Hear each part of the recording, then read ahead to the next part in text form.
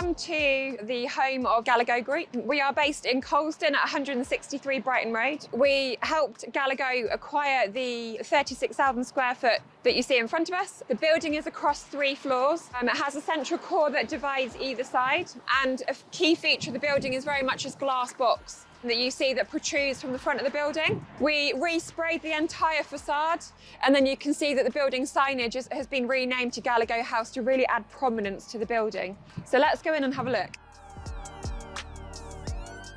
So here in reception, you can see that the space really opens out. So the reception spans across the 3 floors, so ground, first and second, and you really feel the sense of natural light coming through the space. In the area, we've got a moss wall that you can see behind you, and the branding there, Galago House, aligns with what you just saw on the exterior facade. This was really key as a multi-tenanted space. The reception desk is a full joinery-led solution. It has oak timber slats across the front, and dual level means that we are designing from an accessibility perspective. To incorporate the reception area, we've also got a working lounge. So here you see a really nice sofa and side chair, and really using biophilia as a soft divider to other working zones. In this area also, we have a high touchdown bench.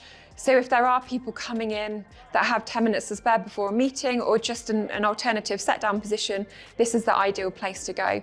The breakout area that you see here is nestled between the ground and the second floor, and really represents the heartbeat of the space. It was really important that we drew a connection from the reception area into the breakout space, so we make the experience feel all-encompassing. So we mixed up the furniture styles to really create areas for different people to relax in.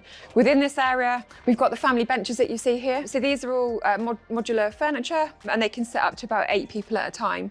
And then on the wall over here, this area is a really cosy area, and you can see that the timber cladding at the back just makes the area feel a lot more cosy. And then we've got 3 pods of 4 people to sit in, and they are sort of zoned by the feature lighting that you see here. The banquette seating across this back wall works really well with the signage that you see here, just to emphasise that brand. The flexible seating that you see here can be adjusted to suit different group sizes, and then we have some round tables, smaller tables that help support the dining function within this area. The key component of this space is the island unit. This really forms a social anchor point to the space, so we've designed it so that people can drop in and sit at the bar stools here, and then you've got the feature lighting above that really illuminates the space and makes it really pop. The T-point units across the back are finished in a really dark green, and then we've offset that with a really lovely marble finish, and you can start to see the timber tones just help with that natural, that sustainable approach.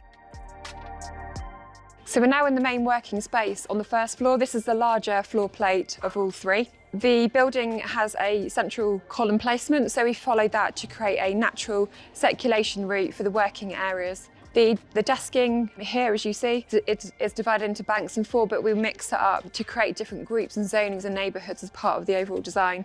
The floor adds to the circulation mechanism, so you can see here that the darker flooring takes you centrally around, and it takes you further around the floor plate, so let's go and have a look.